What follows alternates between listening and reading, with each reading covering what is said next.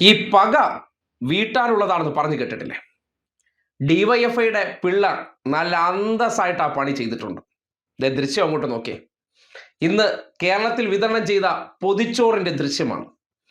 ക്രിമിനലിനെ ജയിലിൽ അടച്ചു എന്ന ഇന്ന് പുറത്തിറങ്ങിയ പത്രങ്ങളുടെ ക്യാപ്ഷൻ നാട്ടുകാരെ കൊണ്ട് വായിപ്പിച്ചുകൊണ്ടാണ് ഇന്ന് ഉച്ചയ്ക്ക് അവർ കേരളത്തിലെ ആശുപത്രികളിൽ കൊടുക്കുന്ന ആ ഭക്ഷണപ്പൊതി കഴിക്കുന്നതിന് മുന്നോടിയായിട്ട് സംഭവം എന്താണെന്ന് തിരയാൻ പ്രേരിപ്പിക്കുന്നത്.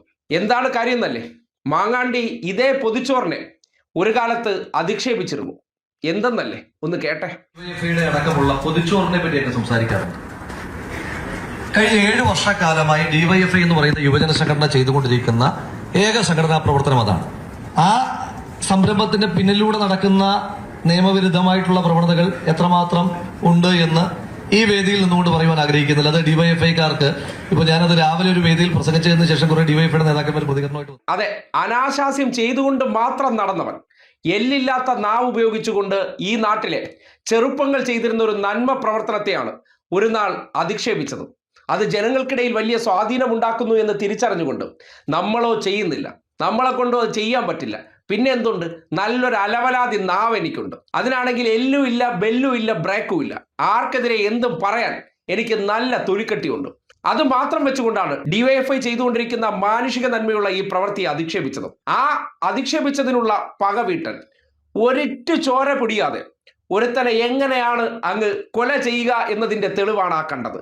ഇന്ന് കേരളത്തിലെ ആശുപത്രികളിൽ കിട്ടുന്ന പൊതിച്ചോറിൽ കയ്യിൽ കിട്ടുമ്പോൾ എന്താണ് ചുവപ്പിലെ ആ വെണ്ടയ്ക്ക അക്ഷരത്തിൽ ഒരുപോലെ എഴുതിയിരിക്കുന്നു എന്ന് കേരളത്തിലെ പാവപ്പെട്ട മനുഷ്യരെ കൊണ്ട് വായിപ്പിക്കുന്നുണ്ട്. അവരെ കൊണ്ട് അത് എന്താണെന്ന് അറിയിച്ചു കൊടുക്കുന്നുണ്ട്.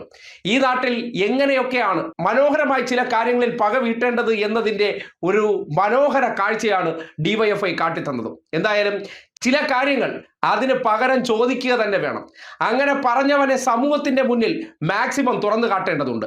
അനാശാസ്യ പ്രവർത്തനങ്ങൾ ചെയ്തുകൊണ്ട് നടന്ന് ഈ നാട്ടിലെ ചെറുപ്പങ്ങളെ മുഴുവൻ വഴിതെറ്റിക്കുകയും രാഷ്ട്രീയത്തിൽ പുതിയ കാലഘട്ടത്തിൽ ജനങ്ങൾക്കിടയിൽ പ്രവർത്തിക്കുകയല്ല, റീൽസിലൂടെ ജീവിക്കുന്നവനാണ് മഹത്വരമെന്ന് പഠിപ്പിക്കുകയും ചെയ്തവൻ, അവന്റെ വീഴ്ച ആഘോഷിക്കണ്ടേ? ആഘോഷിക്കുന്നതിനോടൊപ്പം തന്നെ ചെയ്യുന്ന പ്രവൃത്തിയിലൂടെ ജനങ്ങളെ ബോധ്യപ്പെടുത്തുക കൂടി ചെയ്യാണ്.